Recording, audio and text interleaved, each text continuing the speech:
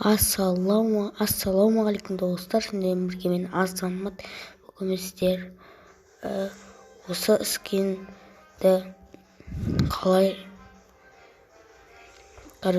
скин жасай, соны көрсетеміз. Так, мен қазір бітірдейін.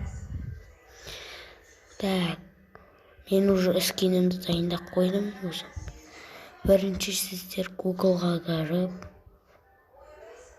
дәл өйстіп скин приложение дейсіздер, және астыға түсіп, дәл осы жерде осындайды өткізесіздер.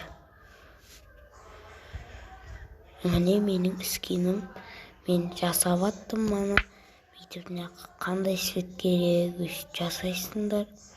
Бұлай сосын мында заттар ма екен, қазір бір көрсетіп жіберейін.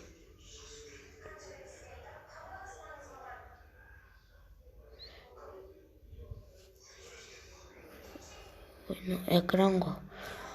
Короче, бірінші қосу деп тұр ғой, білесіңдер ме? Қосу. Скин Editor 3-ті дегеннің қасында. Мынауның қасында. Мынау киім емес, дәл киім да емес, және де мынау да емес. Міне, мынаны алып, неге жүктейсіңіз, соны басып, сөйтіртіп скин жасасаңдар болады, оққа басып. Өз скиндерін жасау үшін